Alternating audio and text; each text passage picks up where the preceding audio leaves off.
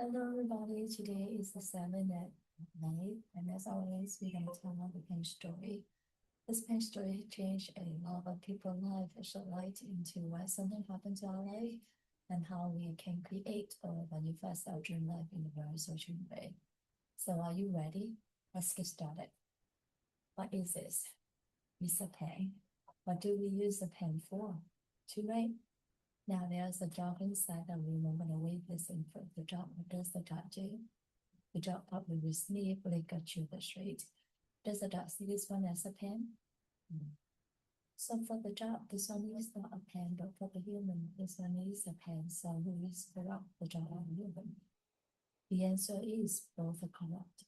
For the dog, this one is a chewing toy, but for the human, this one is a pen to write. The dog is corrupt, the dog one, the human is also corrupt in the human world.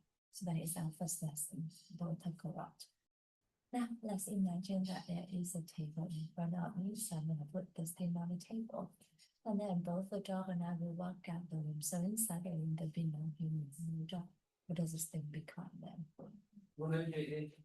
It is almost the same as neither a pen nor chewing toy, right? So, and this is almost nothing. And the actual will find this one as the emptiness. The emptiness is actually a very magical information to understand and to be able to achieve anything. Just like the sheep went from like the emptiness into his visit and was able to build a revenue of $256. Is also able to observe refugees. So what is the emptiness of so magical? Let's go back to the home story. This thing from the table as human product to interact with. We come back to true self, right? So, the emptiness is not darkness, is not darkness or no feeling.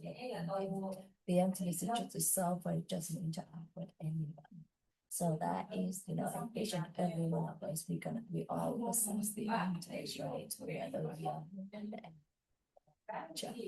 or plan, we all this.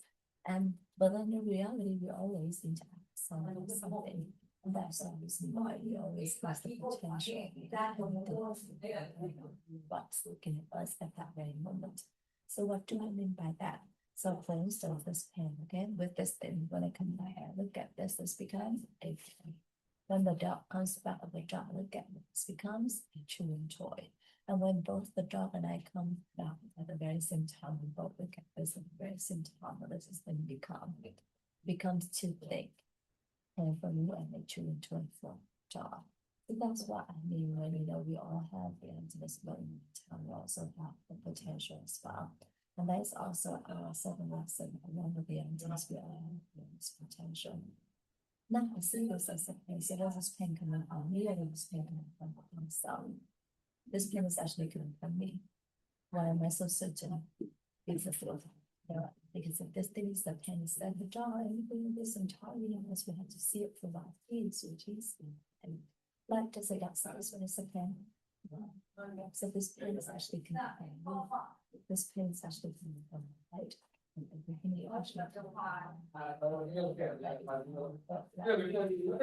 is actually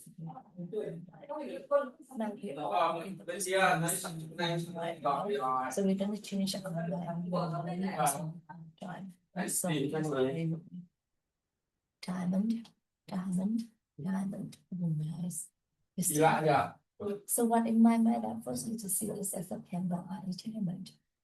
There are certain side of mind of the ancient wisdom class come up. When we see something, the certain side of mind have a opened and covered this and made us see it for what had been planted early into our mind. So who planted those into our mind then? Only you can plant the seed into your mind, only I can plant the seed into your mind. How can we do it? We do it 3 ways: by word, by actions, by thoughts, especially to other people. So for instance, when I hold on to the pen, let's have a pen. And when my friend say yes, please, I'd be so happy to give this to my friend with the hope that I can help my friend. So when I do this, let's palm open up and both me and my friend will see it and start living more in my mind. A couple days later, when I see this, I recognize this one as a pen, which means that the seed of the pen has been planted into my mind. And now I'm part of open learning campus and made it safe for what have been granted into my so so this is how a pen become a pen and anything surround us become really to us. In the pen story, there are several meaningful lessons. Today we learn four different lessons.